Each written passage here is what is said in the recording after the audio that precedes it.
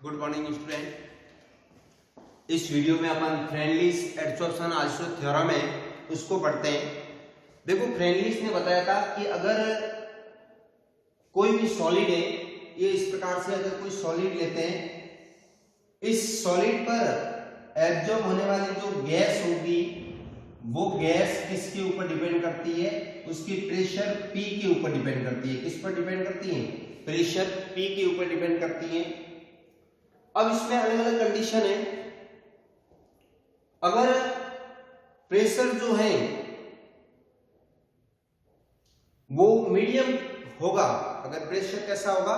Medium होगा, तो उस स्थिति में इस पर अधिशोषित होने वाली जो गैस की मात्रा है वो प्रेशर P की जो पावर है 1/n उसके ऊपर डिपेंड करती है। मतलब अपन ये लिख सकते हैं कि at medium pressure absorbed gas is proportional to P की पावर 1/n। और एब्जॉर्ब्ड गैस की मात्रा को ऊपर x/m से अगर शो करें तो x/m इज प्रोपोर्शनल टू हो जाएगा P की पावर 1/n। जब प्रोपोर्शनल का साइन हटाओगे तो कोई कांस्टेंट लगता है k, so x/m is equal k P की पावर 1/n। ये इक्वेशन आ गई। अब ये जो इक्वेशन है, इस इक्वेशन का अगर क्या ले अपन लॉग लेते हैं दोनों ओर, तो क्या हो जाएगा?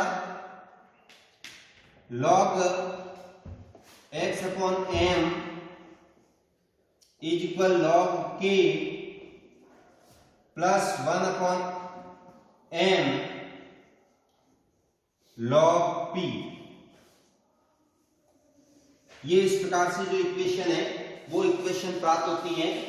और अगर इस इक्वेशन के अकॉर्डिंग एक ग्राफ ड्रॉ करें, इस इक्वेशन के अंदर अगर एक ग्राफ ड्रॉ करें, इसके बीच में log x/m के बीच में और log p के बीच में अगर ग्राफ खींचे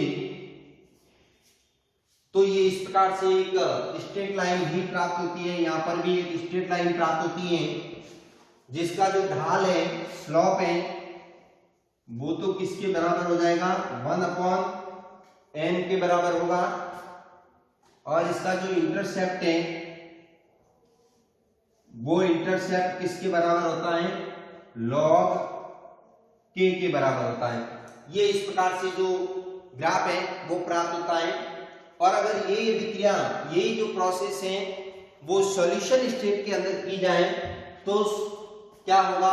अगर सॉल्यूशन स्टेट के अंदर करोगे तो उस कंडीशन में x/m is proportional to the concentration की पावर 1/n हो जाएगा। क्या हो जाएगा?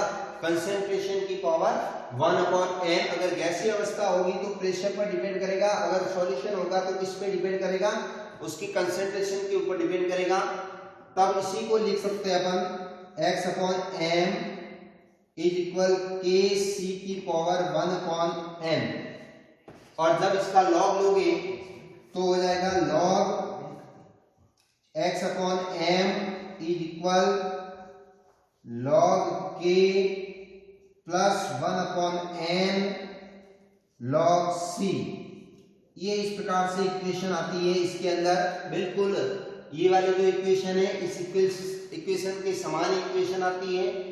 और इसके लिए भी अगर एक ग्राफ ड्रॉ करते हैं अपन, ये इस प्रकार से, इसके बीच में log c के बीच में और log x/m के बीच में अगर ग्राफ खींचते हैं तो बिल्कुल इसी के समान एक स्ट्रेट लाइन ही प्राप्त होती है जिसका जो स्लोप है वो किसके बराबर होता है? 1/n के बराबर ही होता है। और जो इंटरसेप्ट है वो इंटरसेप्ट जो है वो किसके बराबर होती है? log k के बराबर होती है। तो इस प्रकार से फ्रेंडलीज के अकॉर्डिंग अगर उसके ऊपर गैस की मात्रा अधिशोषित हो रही है तो उसको भी अपन एक्सप्लेन कर सकते हैं, या कोई सॉल्यूशन लिक्विड के अंदर कोई प्रोसेस हो रही है तो उसको भी इस फ्रेंडलीज के अकॉर्डिंग अपन ज्ञात कर सकते हैं। और ये जो इक्वेशन है, ये इक्वेशन नंबर 2 और ये इक्वेशन नंबर 3, ये दोनों इक्वेशन क्या कहलाती है? फ्रेंडलीज एडसॉर्प्शन आइसोथर्म इक्वेशन के नाम से जाना जाता है। कभी कभी पार्ट ए के अंदर छोटे प्रश्न आते हैं, उसमें भी पूछते हैं कि right the friendlies adsorption isotherm equation. तो आपको कौन सी इक्वेशन लिखनी है? या तो 2 नंबर इक्वेशन लिखनी है या ये 3 नंबर जो इक्वेशन है ये इक्वेशन लिखनी है, और एक इंपॉर्टेंट क्वेश्चंस के रूप में ये पूछा जाता है। Thank you.